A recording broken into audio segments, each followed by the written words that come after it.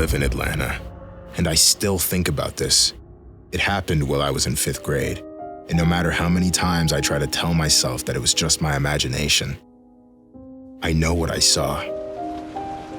It was a rainy afternoon, one of those days where the sky stays dark, and the classroom lights make everything feel dim and weird. The rain had been coming down since morning, and by lunchtime, there were already huge puddles outside. The air smelled like wet pavement, and you could hear the constant tapping of the raindrops against the window. We were in the middle of a lesson when Mrs. Lowry, our teacher, told us we were going to have a lockdown drill soon. She gave the usual speech about taking it seriously, how it was for our safety and all that. But I really wasn't paying attention. I had to pee. I raised my hand and asked to go to the bathroom, but she told me to hold it until after the drill. I tried, I really did, but after a few minutes, I knew I wouldn't make it. So I asked again, this time practically begging. She sighed, checked the clock, and finally gave me the hall pass. "Be quick," she said. I grabbed the pass and stepped into the hallway. It was completely empty, the kind of quiet that makes you realize how loud your school actually is when everyone's in class. The only sound was the faint hum of the fluorescent lights and the distant patter of the rain against the window. The bathroom was down the hall, past a few other classrooms. As I walked, I noticed something weird. The hallway felt wrong. It was cold. Colder than it should have been. Like, way colder. My arms prickled with goosebumps, and the silence wasn't normal anymore. It was heavy. I ignored it and hurried to the bathroom. I did my business, washed my hands, but just as I was about to leave, the intercom crackled to life. "Attention teachers and students. We are now beginning our lockdown drill. Please secure your doors and follow protocol." Crap. I was supposed to be back in class. I rushed to the door and peeked into the hallway. It was pitch black. I don't mean a little dim because of the weather. I mean the entire hallway, where there should have been emergency lights, windows, something, was just black. I froze. I thought maybe my eyes were adjusting, maybe a power outage or something. But then, in the middle of the darkness, I saw movement. It was slow at first, a shadow shifting. But then, it stepped forward. A person. Or at least, I thought it was a person at first. But something was wrong. It was tall. Too tall. Its arms hung weird, almost touching the floor. And its face, I still can't explain it. It was blurry, like it wasn't fully there, like my brain was refusing to process it. And then, it took a step forward. I slammed the bathroom door shut and locked it. My heart was pounding so hard I thought I was gonna pass out. I backed up into the furthest stall and covered my mouth, trying not to make any sound. Then I heard it. Slow, dragging footsteps outside the bathroom. I knew it was in there. It stopped right outside the door. I swear, I could feel it standing there. And then, the handle jiggled. I nearly screamed, but I bit down on my hand to keep quiet. The handle stopped moving after a second, but I didn't feel safe. I stood there frozen for what felt like forever. But the footsteps didn't move away. It was just there. And the worst part, a whisper, right on the other side of the door. "I see you." I wanted to cry. My eyes were burning. My body was locked up with fear. And then, just as suddenly as it had started, it stopped. The footsteps faded. The hallway lights flickered back on. And when I finally got the courage to open the door, nothing. The hallway was normal again, like nothing had ever happened. I ran back to class as fast as I could. When I got there, Mrs. Lowry looked at me and asked why it took so long. I couldn't even explain it. I mean, what was I supposed to say? That there was something in the hallway during the lockdown drill? I never told anyone. But to this day, whenever it rains and the school hallways get that same dim, I wonder if it's still there, watching, waiting.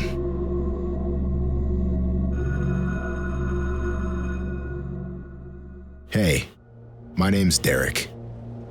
This happened last year when I was a junior in high school. I don't go to that school anymore. I transferred. I had to. After what happened, there was no way I was stepping foot in that place again. People still talk about it. Some of them act like it was just a tragic accident. Others make up stupid rumors saying that Natalie ran away and someone killed her. It was one of those weird, heavy days where the sky was nothing but thick, gray clouds. No wind, no rain. Just that dull, stretched out feeling like the world was waiting for something to happen. The air was still, almost too still, like the school itself was holding its breath. Marcus, Tyrell, and I were just in class. Just another boring day. Marcus was always the one telling me not to do dumb things, while Tyrell was usually the one encouraging them. So when I told them I was sneaking off to meet Natalie, Marcus just sighed. Dude, they've been patrolling more. Some freshmen got caught vaping in the locker room. I'll be 5 minutes, I said, already getting up. Tyrell smirked. Tell her I said hi. I rolled my eyes and slipped out when the teacher wasn't looking. Natalie and I always met up in the old science wing, a part of the school that barely got used by anyone. They built a new wing a few years back, and most of the old classrooms just sat empty. The doors were still unlocked though, and it was the perfect spot to avoid teachers. I got there first. The hallway felt colder than the rest of the school. I don't mean chilly, I mean cold. It was weird. I rubbed my arms and leaned against the lockers, checking my phone. 1:37 p.m. She should have been there by now. I sent her a quick text. Where are you at? No reply. There was something wrong about the silence in this hallway. It wasn't normal. It felt like something was listening. Then my phone buzzed. A message from Natalie. But all it said was, help. My stomach dropped. I looked down the hallway, suddenly feeling like I wasn't alone. And then I heard it. Footsteps. Not Natalie's. It was slow, heavy, coming from one of the old classrooms. I turned my head, my pulse hammering. Natalie? No answer. I walked toward the sound, my shoes barely making noise on the floor. I reached the last door of the hallway, the only one that was open just a crack. Then I pushed it open. The room was dim, the only light coming from a tiny, dirty window. Dust floated in the air, and the desks were still arranged like a class had just gotten up and left. And then I saw it. Natalie's phone. It was lying on the floor near the back of the classroom, the screen still on.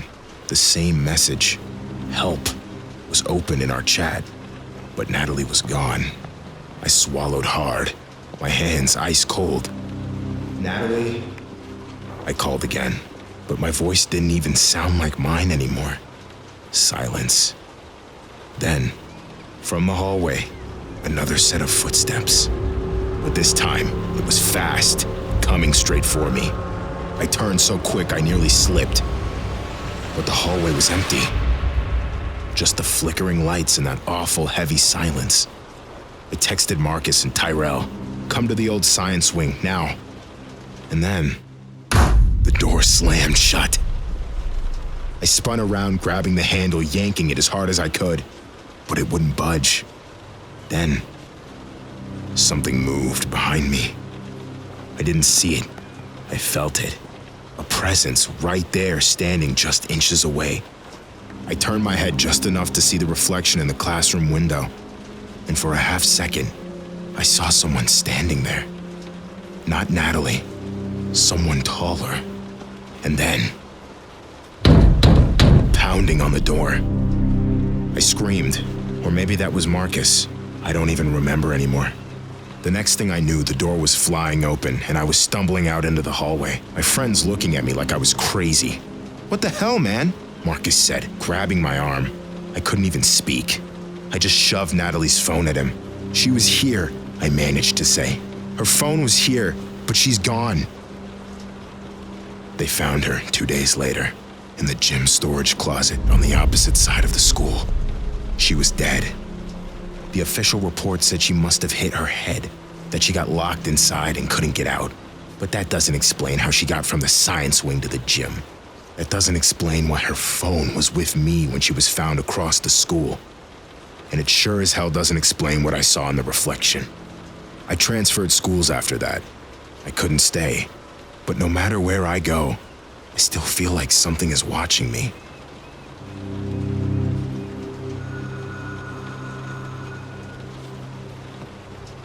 Hey, my name is Rachel, and I don't really know why I'm writing this. Maybe just to get it out. Maybe so someone else doesn't make the same mistake I did. I'm 17 now, but this happened last year when I was a junior in high school. It's been a while, but I still think about it. A lot. I still have nightmares. It started with a note in my locker. I wasn't exactly the type to get love notes.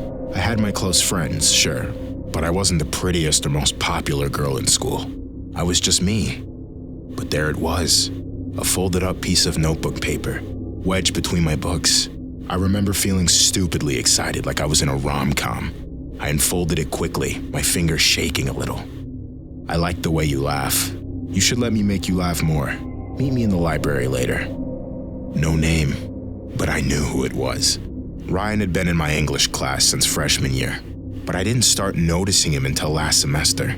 He wasn't like the other guys. He was quiet. He was always sitting at the edge of the group watching. He had this way of staring at people. Not creepy exactly, but intense, like he was trying to see inside your head. He was funny though. He had this dry, sarcastic humor that caught me off guard.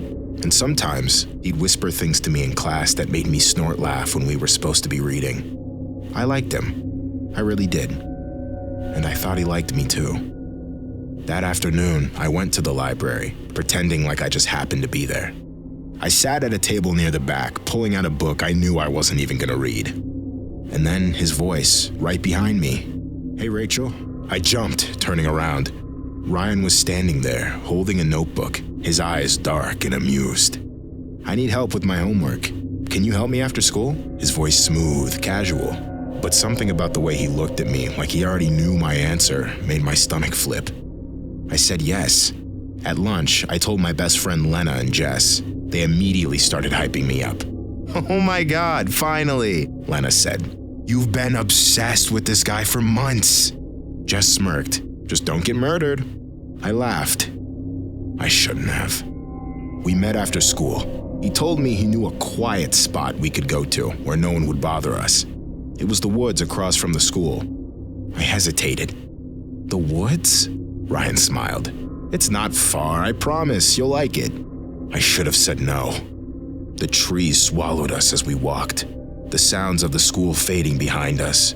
The sun was still up, but the woods, it felt dimmer, like the trees were blocking out the light on purpose. Ryan was in a good mood, more talkative than usual. He told me about weird books he liked, strange facts about human anatomy, things that made me laugh even though they were kind of disturbing. I should have realized then. There were signs, like how he never blinked enough when he talked, or how he never really reacted when I spoke.